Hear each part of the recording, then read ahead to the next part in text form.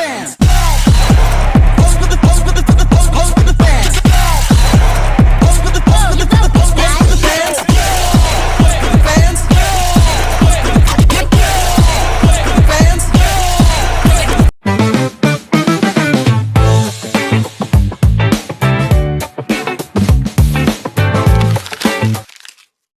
Harga transfer adalah suatu kegiatan akuntansi di mana harga barang atau jasa dalam suatu perusahaan yang diberikan dari suatu bagian ke bagian lainnya dalam satu perusahaan yang sama.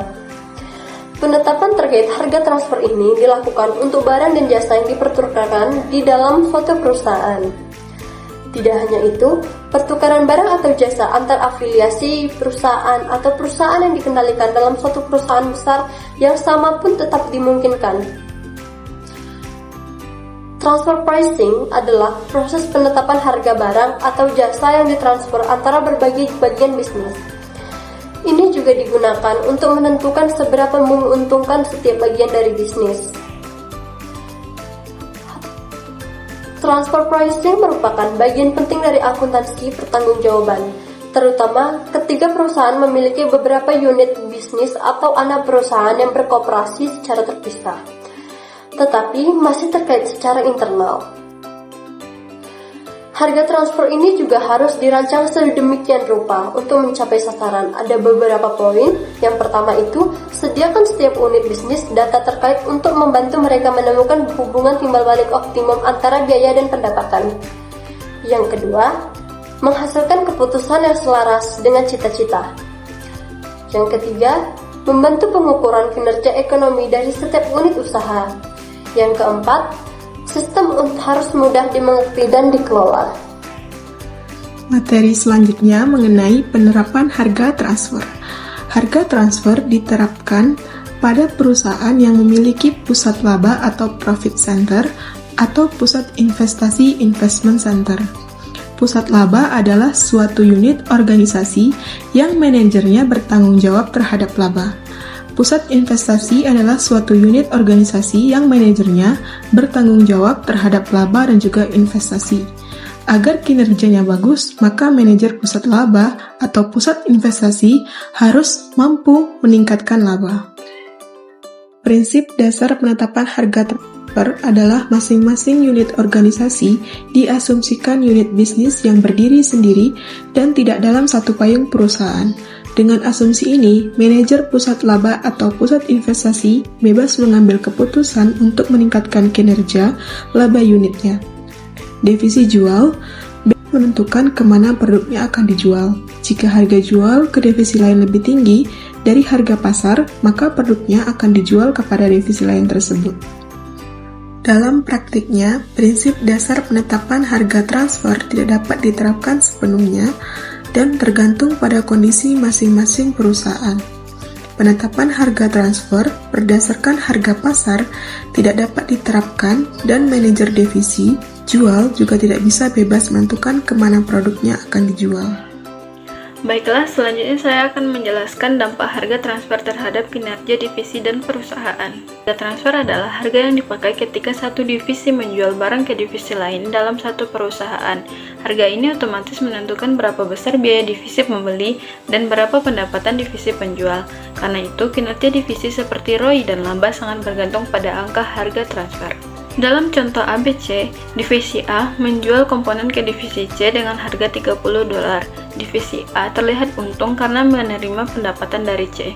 Sebaliknya, divisi C terlihat kurang menguntungkan karena biaya meningkat. Namun, secara total, laba perusahaan tidak berubah. Yang berubah hanya pembagian laba antar divisi. Dampak pajak dan strategi perusahaan. Dalam perusahaan multinasional, harga transfer sering dimanfaatkan untuk memindahkan laba ke negara pajaknya yang lebih rendah.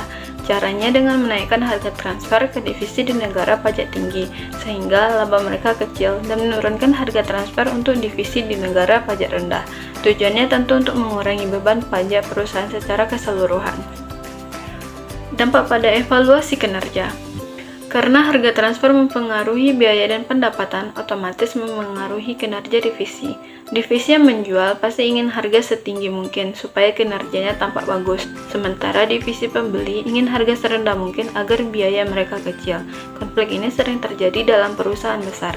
Jadi kesimpulannya ialah harga transfer sangat menentukan bagaimana sebuah divisi terlihat baik atau tidak dalam laporan kinerja. Harga transfer juga bisa mempengaruhi perilaku manajer dan strategi pajak perusahaan. Karena itu, perusahaan membutuhkan kebijakan harga transfer yang adil agar divisi tidak saling merugikan. Selanjutnya, materi D yaitu tujuan penetapan harga transfer atau transfer pricing. Transfer pricing bertujuan untuk menilai secara adil nilai transaksi internal agar mencerminkan nilai pasar yang wajar dan memastikan bahwa keuntungan dan biaya didistribusikan secara benar antara unit bisnis internal. Selain itu, tujuan penetapan harga transfer ini adalah untuk mentransmisikan data keuangan di antara departemen-departemen atau divisi-divisi perusahaan pada waktu mereka saling menggunakan barang atau jasa satu sama lain.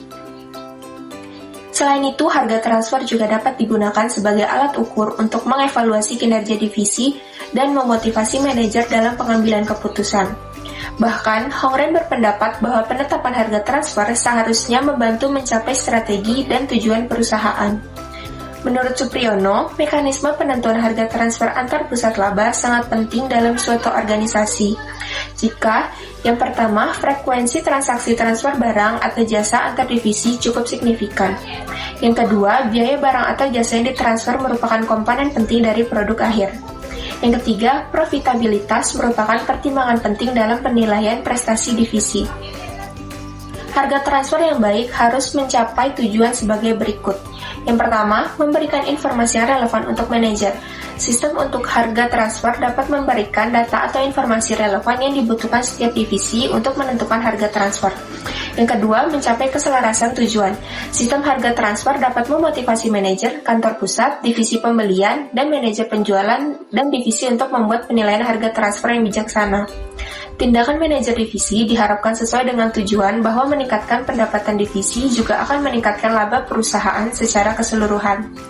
Yang ketiga, mengukur kinerja ekonomi divisi. Sistem harga transfer dapat menghasilkan laporan laba setiap divisi individual yang secara layak. Yang keempat, mengukur kinerja manajer divisi. Karena harga transfer dapat dimanfaatkan sebagai dasar untuk perencanaan, pengambilan keputusan, dan pengendalian divisi, sistem transfer pricing harus mendorong manajer untuk meningkatkan kinerja. Yang kelima itu sederhana dan mudah. Sistem harga transfer harus sederhana untuk dipahami dan mudah diadministrasikan. Selanjutnya, menurut Riwayadi, penetapan harga transfer harus dapat memenuhi 3 tujuan sebagai berikut. Yang pertama, penilaian kinerja manajer divisi secara akurat. Harga transfer yang ditetapkan tidak ada yang merugikan divisi manapun. Yang kedua, terbangunnya keselarasan tujuan. Harga transfer yang ditetapkan harus dapat membangun keselarasan tujuan individu, unit organisasi, dan perusahaan secara keseluruhan.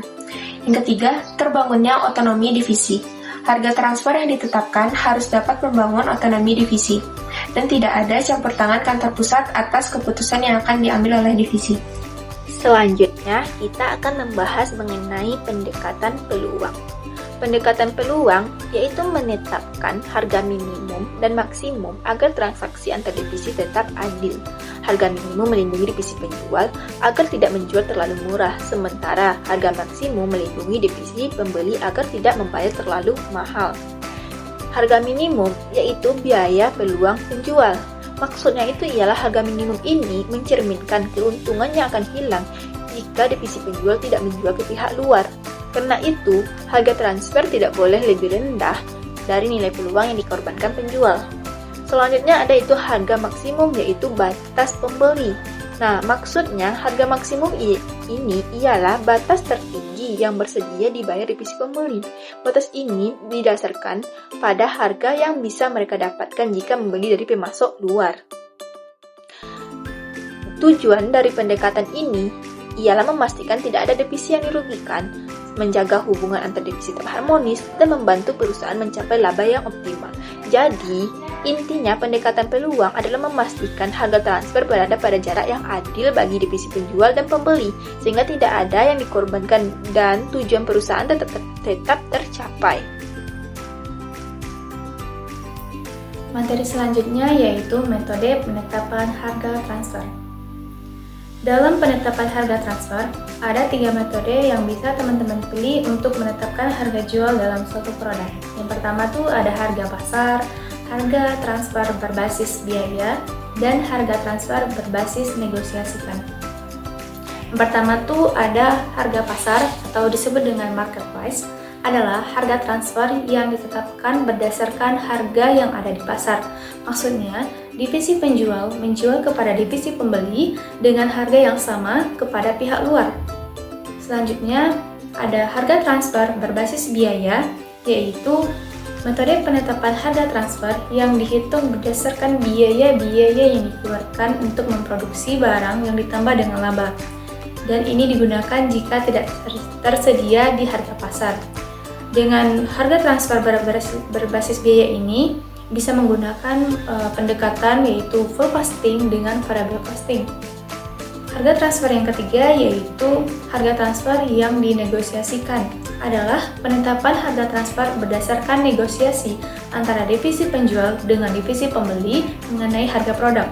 Untuk lebih jelasnya bisa teman-teman simak contoh soal berikut ini. Contoh soal harga pasar. Ada divisi furnitur dari sebuah perusahaan memproduksi tempat tidur tersembunyi. Ada divisi kasur dari perusahaan yang sama memproduksi kasur. Lalu kasur tersebut dijual dari divisi kasur ke divisi furnitur. Divisi kasur menjual kasur kepada pembeli luar seharga 50 per unit. Hitunglah berapa harga transfer yang sesuai jika digunakan metode harga pasar. Jawabannya yaitu diketahui harga jualnya kepada pihak luar itu seharga 50. Ya, jadi harga 50.000 inilah yang menjadi harga transfer antara divisi kasur kepada divisi furnitur, yaitu sebesar 50 per unitnya. Contoh soal yang kedua yaitu harga transfer berbasis biaya. Diketahui biaya yang timbul dari pembuatan kasur yaitu bahan baku langsung sebesar 15, tenaga kerja langsung 5, operat variabel 3, dan operat tetap 5. Pertanyaannya, hitunglah harga transfer berbasis biaya berdasarkan full costing. Jadi di sini kan dia pertanyaannya full costing, maka kita menjumlahkan seluruhnya termasuk juga operat tetapnya.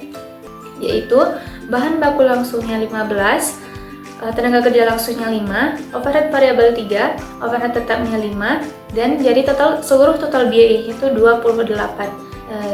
Jika sebuah perusahaan itu menetapkan laba atau keuntungan, seperti yang di contoh soal ini, sebuah perusahaan itu menetapkan labanya sebesar 10%. Jadi harga transfernya itu sebesar 30,80, yaitu dapatkan dari 28 ditambah laba sebesar 10%. Contoh soal berikutnya yaitu harga transfer yang dinegosiasikan. Contohnya, hide a bed atau tempat tidur tersembunyi biasanya dijual seharga 50, biaya penuhnya 28, komisi penjualannya sebesar 5. Pertanyaannya, berapa jumlah harga transfer yang dinegosiasikan? Jawabannya yaitu sebelumnya kita harus mencari dulu berapa harga transfer minimumnya. Untuk mencari harga transfer minimum, itu harga pasar dikurangi biaya yang tidak diinginkan, seperti biaya komisi penjualan sesuai dengan contoh soal di sini. Jawabannya yaitu harga transfer minimum diketahui harga pasarnya 50 dikurangi dengan biaya penjualannya sebesar 5. Jadi total harga transfer minimumnya itu sebesar 45. Dan diketahui juga di soal harga transfer maksimumnya yaitu atau sama dengan harga pasar sebesar 50. Maka harga yang ditetapkan dalam harga transfer yang dinegosiasikan itu adalah sebesar 45 sampai dengan 50.